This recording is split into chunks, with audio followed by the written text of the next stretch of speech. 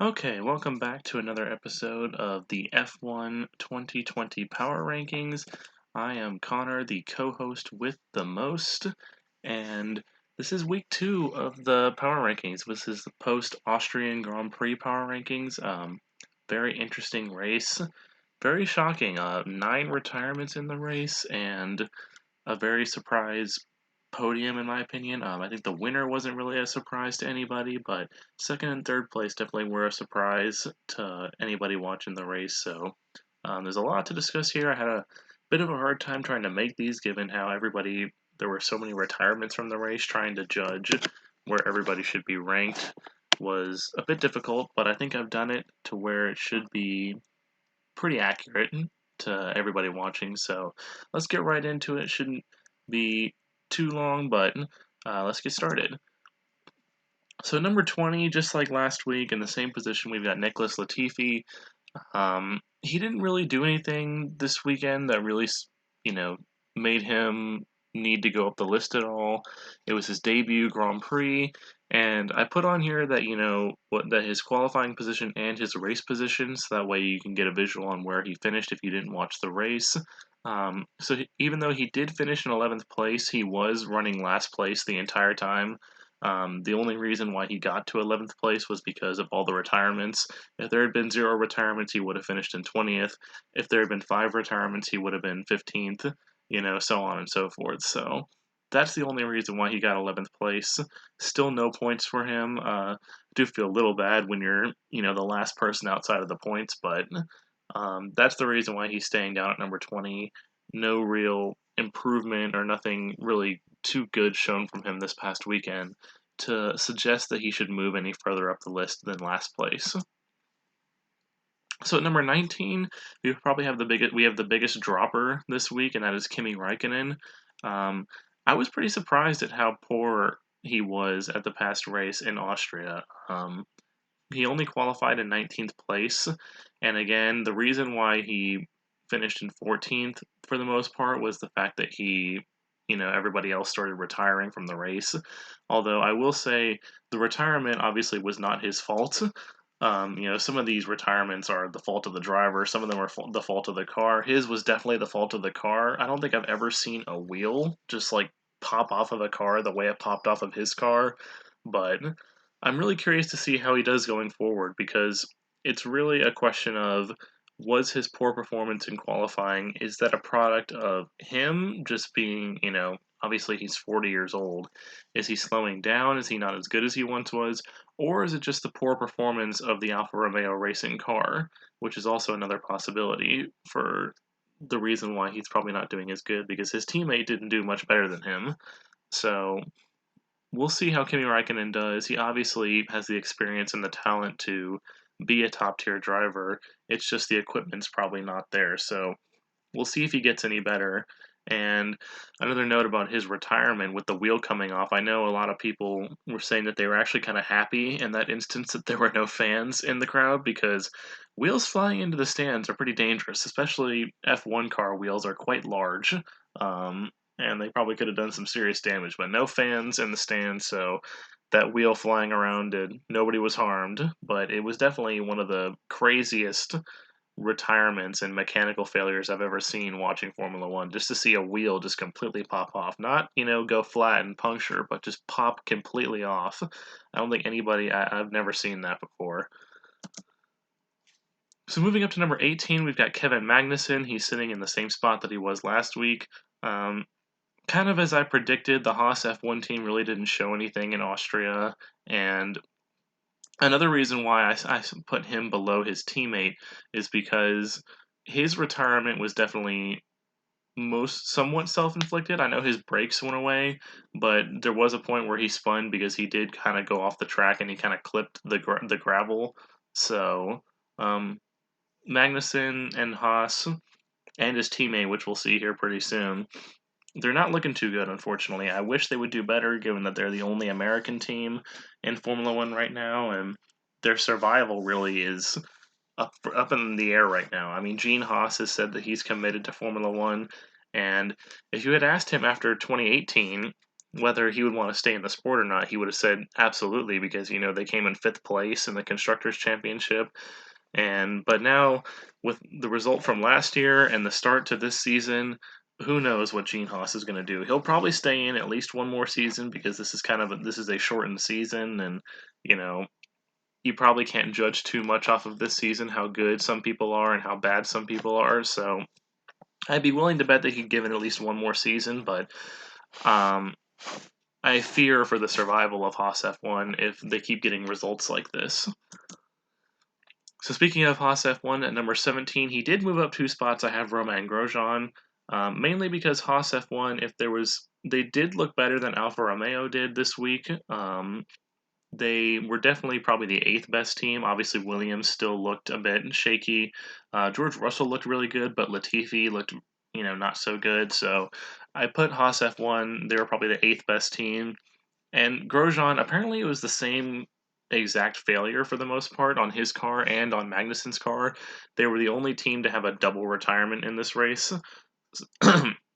And I think they were both brake related issues. So, I mean, Grosjean, he did qualify in 15th, so he was one shy of missing. He did get out of Q1, something his teammate did not. So, we'll see if he can kind of replicate that and maybe build on that this week. Obviously, they're going back to Austria.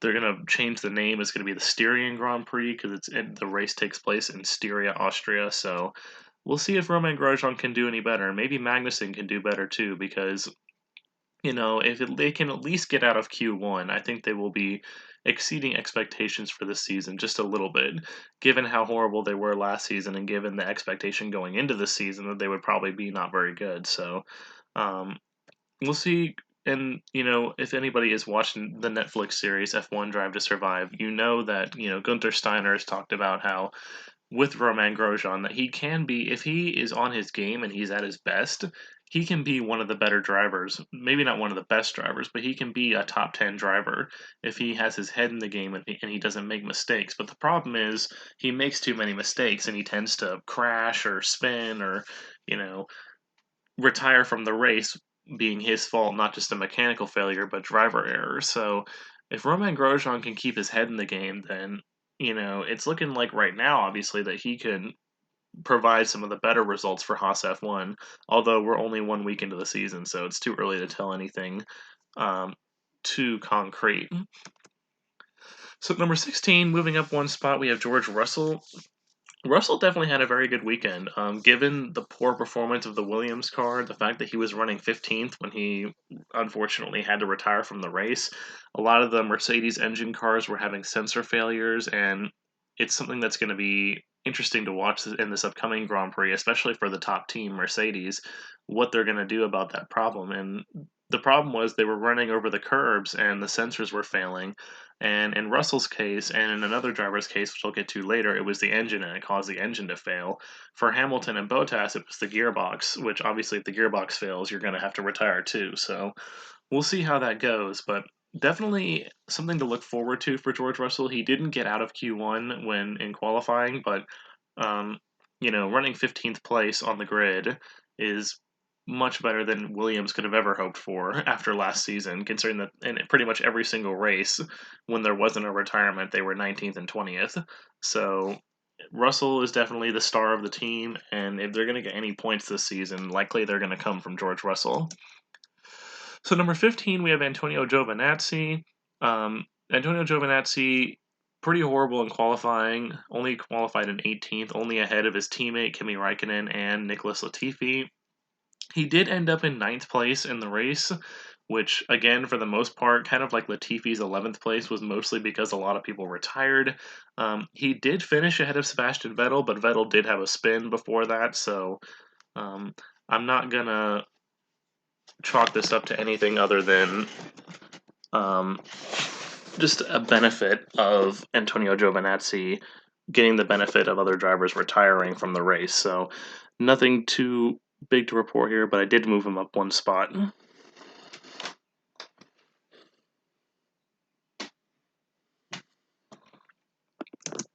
All right, so then at number 14, we've got Danny Kvyat. the first AlphaTauri driver on the race. I did move him down one spot. A pretty solid weekend. I mean, qualifying 13th and finishing in 12th place. He was the final driver to retire from the race. He had a right rear puncture that happened. Unfortunately for him, he didn't really ever challenge for the points. Like I said, it was a solid weekend, but he was never challenging for the top 10 and never really in a position to get a points finish. So I couldn't justify moving him up at all.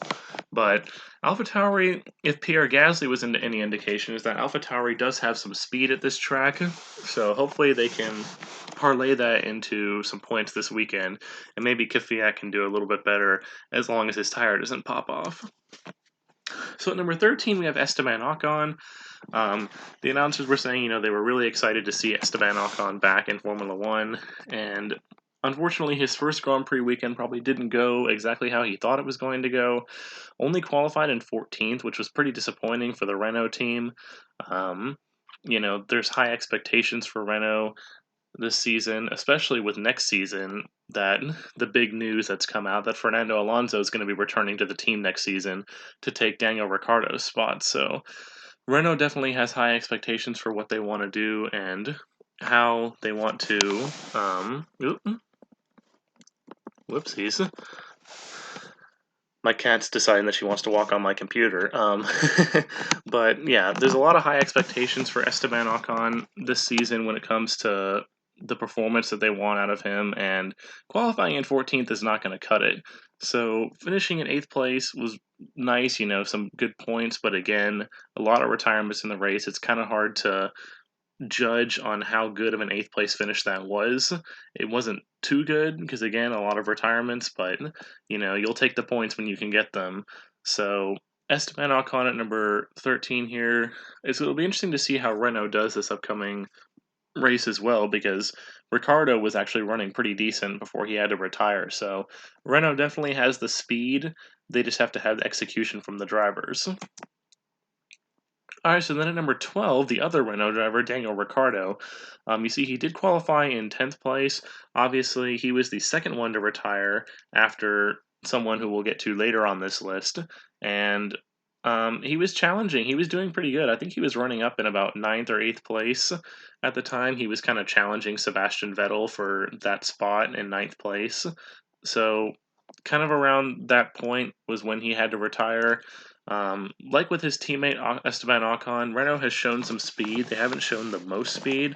They're still kind of behind McLaren and Racing Point when it comes to the midfield teams. Obviously, Ferrari is a bit slow right now, but we'll see if the slowdown in Ferrari is permanent when we get to Hungary when they unveil their new car. So they said they were going to be slow right now. But after Hungary will really be an indication of whether they're going to be a midfield team or a top-tier team. So I'm still going to classify them as a top-tier team for now, given their past, but Renault is still behind McLaren and Racing Point in the midfield for sure. So Daniel Ricciardo, if there's going to be one of the drivers that's going to get more out of the car than it offers, it's going to be Ricciardo. So we'll see how Ricciardo does this weekend. Hopefully, for his sake, that he doesn't retire again and he can actually put together a good race. Then at number 11, a big jumper, moving up 4 spots, we have Lance Stroll. Now, the thing about Lance Stroll is that I think he kind of underperformed. And unfortunately, this seems to be a trend with Lance Stroll over the course of his career, that he kind of underperforms when he should be performing at a bit of a higher level. The Racing Point car is supposed to be the best car in the midfield. Given some of the performances that Sergio Perez had in practice and in qualifying, Racing Point's supposed to be a force. I mean, it's the pink Mercedes. Everybody's been calling it because it's pretty much an exact copy of the Mercedes car from last year, except it's pink. So Lance Stroll, he really should be doing better. I mean, he qualified in 9th, which is obviously good. You're in Q3, but given the performance of the Racing Point and the struggles that Ferrari have been having right now, he probably should have qualified somewhere around 6th or 7th instead of 9th. And then, obviously, finishing in 18th wasn't his fault. Obviously, the engine failed on the car, and he had to retire. The same thing that happened to George Russell, and the same thing that was affecting Hamilton and Bottas near the end of the race. So, It's why I didn't move him up too much. If he can do better, then obviously he's going to be due for moving up a lot higher, kind of next to where his teammate is. His teammate's pretty high on the list, so if Stroll can start to perform at the level that he's supposed to, then he can do a lot better job and move up higher on the list. At number 10, we have Pierre Gasly moving up one spot. Another same thing with his teammate Danny Kvyat. A pretty solid weekend for Pierre Gasly. Obviously, a bit better of a weekend. He didn't end up retiring, and he did come home in seventh place. And that seventh place was also not as much of a product as of a lot of retirements. It definitely helped. He probably would have finished somewhere around ninth or 10th had there not been all the retirements. So it was a very solid seventh place finish. It wasn't He wasn't a major benefactor like Nicholas Latifi or Antonio Giovinazzi or even Esteban Ocon when it came to the retirement. So, very, very solid performance for Pierre Gasly. Obviously, he's got a chip on his shoulder. He wants to perform well and he wants to, um, show the people at Red Bull Racing that they made a mistake in swapping him with Alexander Albon. Not sure he's quite proving that yet, but if he can keep putting together performances like this, then he'll be well on his way to making his case for that Red Bull Racing seat. So number 9, another big dropper, dropping down 4 spots. We have Sebastian Vettel. Now, some of this is definitely a product of the Ferrari car not being up to standard right now. Ferrari going into Austria, they knew they were going to be slow because the car they're using was basically the one that they would have had in Australia at the start of the season back in March. So the car is not updated. They're supposed to have a new car coming out for Hungary next weekend. But as of right now, the car is not up to snuff, and Sebastian Vettel, unfortunately, did not get enough out of the car and he couldn't get more out of the car than his teammate did. Obviously, qualifying in 11th, it's probably the first time in my life that I've ever seen Sebastian Vettel not make it to Q3 when he hasn't had like a mechanical failure or something like that. So, very, very surprising when I was watching that, given how far off the pace the Ferraris were in qualifying. And then in the race, I mean, just a stupid mistake that put him back in 10th place. He was kind of running up in 8th place, and he tried to do a stupid dive bomb on Carlos Sainz that caused him to spin. It was completely his own fault. The stewards, like, somewhat, they. It was funny. It was a very quick investigation. They said something like on the screen about, oh, incident between Sainz and Vettel is being investigated, but then it was immediately like no investigation needed because it was all Vettel's fault. I mean, he didn't hit Carlos Sainz at all. If he had hit Carlos Sainz, then maybe he would have been given some kind of penalty, but he didn't hit Sainz. Vettel spun, and he took all the punishment just for spinning right there. So Vettel really is, he needs to perform better, and it's not good when you're crashing right next to the person that's going to be replacing you next season. And obviously, the announcers were also saying that that might be an indication, him being next to Sainz and spinning and Sainz not, that might be an indication to Ferrari that they're thinking to themselves, we made the right decision to, allow Sebastian Vettel to walk. I know Vettel said that he wanted to walk on his own, but Ferrari didn't put up too much of a fight, and they made the right decision to bring in Carlos Sainz instead of trying to really pursue Sebastian Vettel. So we'll see how he does in the future. I don't have high hopes for him, unfortunately. Maybe that'll change when the new car comes out, but for right now, he's going to sit down in ninth. At number 8, we do have Sebastian Vettel's replacement at Ferrari, Carlos Sainz, dropping down one position. Very solid weekend, mainly dropping down one just because of the performance of his teammate and Sergio Perez as well. But still a very solid outing. He qualified in 8th, finished in 5th. Some good points for McLaren. McLaren's actually in 2nd place in the Constructors' Championship right now, which I don't think I would have said ever at any time during the season. I would have thought I would have been Red Bull, or if I had to pick one midfield team, I would have said Racing Point. But McLaren is actually in 2nd place in the Constructors' Championship right now. So very solid weekend for Carlos Sainz. I'm seeing another solid weekend coming up in the future. I know at the start of the season when I predicted, I was did a Twitter thing where I was asked to predict who like the winner for the midfield was going to be and which team, and I predicted Sainz and McLaren. So him doing well is not at all surprising to me. But it'll be interesting to see now how he performs against his teammate in the future because Lando Norris had a insanely good weekend, and Norris had a lot of mechanical failures last season and a lot of issues with his car, so Carlos Sainz is definitely going to need to pick up the pace a little bit because he doesn't want to be outshone by his teammate, especially when he's supposed to be getting a seat next season at Ferrari. So Carlos Sainz needs to make sure that he's still running up in that position and that he's not losing out too frequently to his teammate. So number 7, we've got Sergio Perez. One of the strongest weekends I've ever seen in practice, at least for a midfield driver. I mean, he was constantly probably in 4th place in practice in the practice sessions. So a lot to look forward to for Racing Point. Unfortunately, that didn't really translate as well onto the course, onto the racetrack. Um, a 6th place qualifying position was probably a bit lower than he would have hoped for. Especially given the struggles that Ferrari has had, he probably should have qualified a little bit higher. And then obviously finishing in 6th place in the race with that 5-second penalty for speeding in the pit lane. He would have had a 5th place finish, but 5-second penalty, Carlos Sainz took the spot from him, unfortunately for Sergio Perez. So I wouldn't be shocked at all. Lando Norris got his first podium this past weekend. I wouldn't be shocked at all if Sergio Perez were to get his first podium this weekend. If there's a few more retirements, if Mercedes has problems, if Ferrari continues to struggle, Sergio Perez could definitely get a podium and add to his podium total. I mean, he's been on the podium before. I mean, very recently too, in 2018. So look out for Sergio Perez this season. He could be a force to be reckoned with in the midfield. Then at number 6, we have Lando Norris moving up 4 spots on the list. Got his first podium ever this past weekend. Was the benefactor, of course, of a penalty to Lewis Hamilton, a 5-second penalty that happened, which I'll get to a little bit later on. But still, regardless of whether he benefited from that 5-second penalty or not, like too much, he still had a very solid weekend. 4th place he qualified in, and he was running in 4th in the race. If it wasn't for that 5-second penalty, he still would have finished 4th, which for any midfield driver is ridiculously good. And it's basically where they want to be right now, given the fact that Ferrari is struggling. And if you can finish ahead of at least one of the Red Bull cars, then you're doing something right.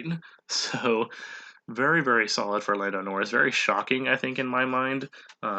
Probably not as shocking as the 9 retirements, but, I would have guessed that maybe it would have been Sainz or Sergio Perez on the podium instead of Lando Norris. So a pleasant surprise. But the question is now, can he keep it up? Obviously, he's trying to show everybody that last season, the reason why he didn't do as well was because of all the mechanical problems. Well, now's your chance to prove it, and he definitely passed the first test by getting a podium on his first race this season. So congratulations to Lando Norris, and we'll be interested to see if he keeps it up continuing through the season. Then at number 5, we have Alexander Albon. If Lando Norris was the happiest story from this past weekend, Alexander Albon was probably the saddest story from this past weekend. Unfortunately, was in a position once again to take another podium, and was running really well. I mean, the Mercedes had been running up front all day.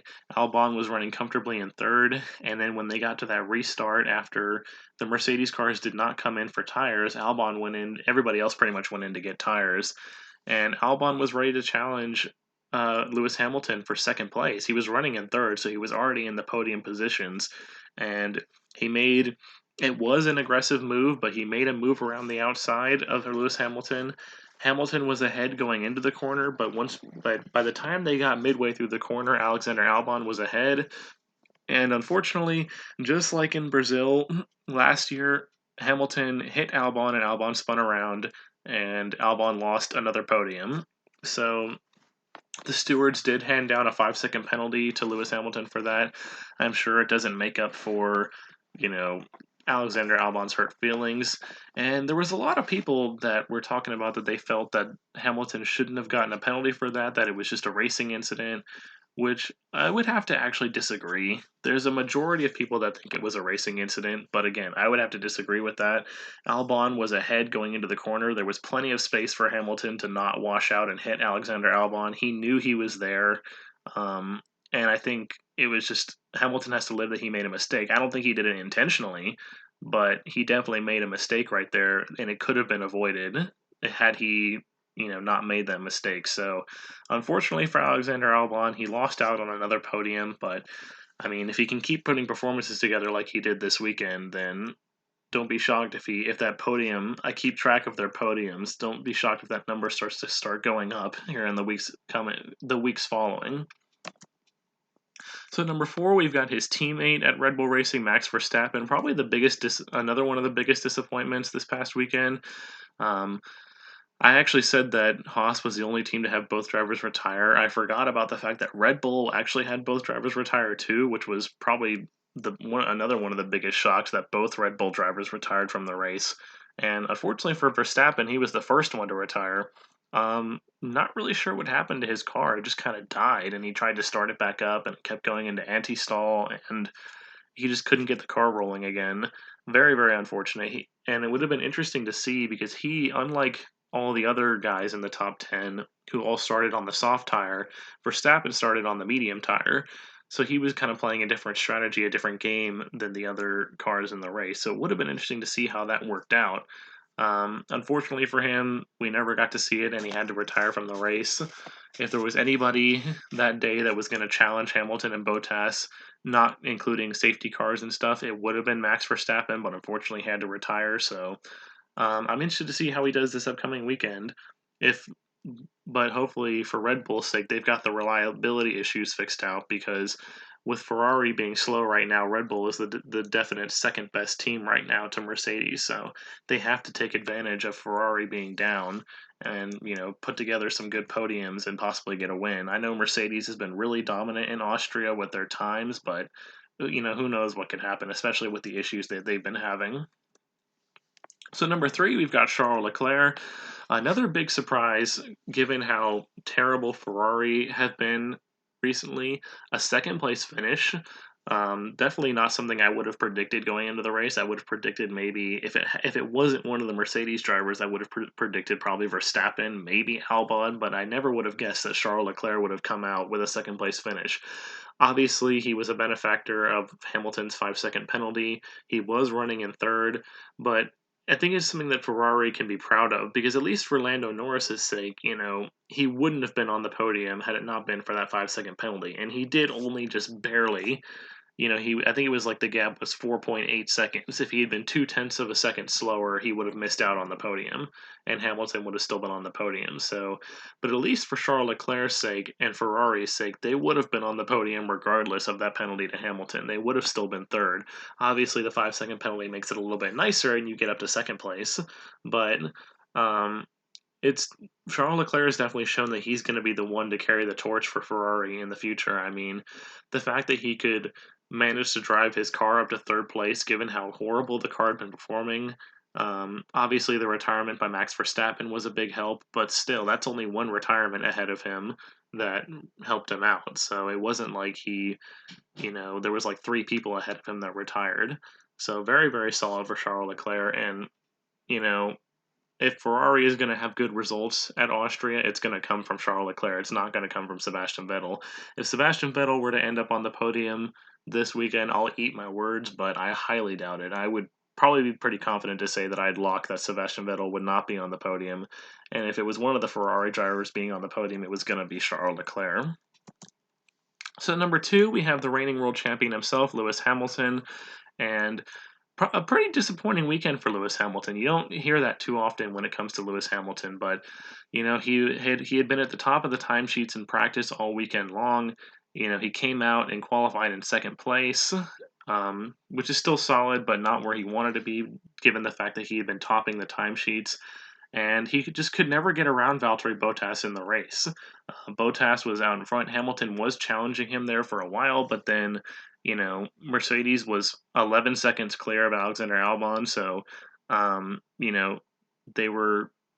and Bottas were ordered to kind of slow down and stay off the curb, so that way they didn't destroy their gearboxes, because the sensors were getting screwed up when they were going over the curbs. Who knows if that was an actual issue and if the gearbox would have failed or not, but regardless, they had an 11-second lead, and they wanted the 1-2 finish, and so that so they had to slow down, and Mercedes had to do that for the good of the team. And it's the first race of the season, so it's not like, Hamilton needed those points for a championship, but for the most part, he still couldn't get around Valtteri Bottas anyway. So Bottas was holding him off as best he could. He probably would have gotten around him had it not been for the issue, but I mean, we'll never know. And then obviously the incident with Alexander Albon, I mean, totally self-inflicted by Lewis Hamilton again, in my opinion. I mean, that was his mistake. He needs to own up to it. And just like what happened in Brazil when he turned Albon around, um, Hamilton just doesn't seem to like it when Alexander Albon gets around him. So, I mean, if they get in a situation where they're next to each other again, we'll see what happens. I'm sure Albon's not very thrilled with Lewis Hamilton right now, given that 2 podiums have been taken away from him by Hamilton. So, I mean, and if anybody was listening to the team radio, Albon was calling Hamilton a sore loser over the radio.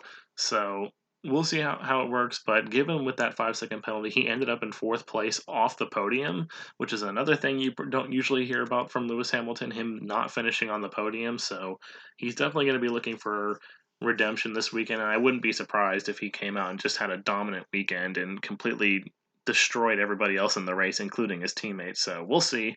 But who knows? Maybe Valtteri Bottas has his number right now. You never know. So speaking of Valtteri Bottas, closing out the list at number 1 is going to be Valtteri Bottas. I had him at 4th to start with, just very tentatively, because I wasn't sure if he would ever, I knew he would win races, but I wasn't ever sure if he'd ever challenge for the championship. But, winning the first race of the season is always helpful, and, he's got a pretty decent gap on his teammate right now, given the fact that Hamilton finished in 4th place. But a dominant weekend for Valtteri Bottas in terms of qualifying and the race. Practice, Lewis Hamilton topped the timesheets.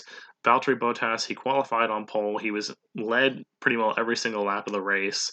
And other than, that period of maybe 10 or 15 laps when Hamilton was challenging him, Bottas never really looked challenged. He looked very comfortable in first place, and he kind of just cruised to an easy victory. So we'll see if that happens again this weekend. Valtteri Bottas, obviously Hamilton, like I said, is going to be looking for redemption, but don't count out Valtteri Bottas. He's a very talented driver, and he's due, really. I mean, he's been playing second fiddle to Lewis Hamilton for 3 seasons now, and I'm sure Valtteri Bottas is finally wanting to step out and make his own name. And that was one thing he said on the going back to Netflix again. He was saying that, everybody has their own opinions, but I'm here to win races. I'm not here to play second fiddle to Lewis Hamilton. I'm here to win races and win a championship. So, and if Valtteri Bottas, and I said that was the key for him, that he needs to put early races together so that way the team can look to him as possibly being a championship contender and not just look at Lewis Hamilton. Because, he won this race, but if he has poor performances in the next 3 races and Hamilton has good performances, the team's gonna look at him as like, oh, this is just a typical season. Like, we need to help out Lewis Hamilton again. Bottas is not performing where he, at a championship level, so we need to give all the resources to Hamilton. So that was an important first step for Valtteri Bottas to win that race, but he needs to keep it going. And I wouldn't be surprised if he did keep it going, given how dominant Mercedes has been at the track so far. So, hopefully, I would love to see him do well. I would definitely love to see him do well, and hopefully he does. But I would also hope that hopefully someone can challenge Mercedes this weekend, because they were really dominant. Maybe Ferrari will have something for them when we get to Hungary. But that's the list, everybody. We'll be coming out with another list after the Austrian Grand Prix. I'm really interested to see. Like I said, the first race was really crazy. I don't think anybody saw all the retirements and all that coming. So if this weekend is anything like last weekend, then it'll be just as good. So make sure to tune in, leave a comment below what your opinion was on this list. And I guess for Zach, be sure to be clutch.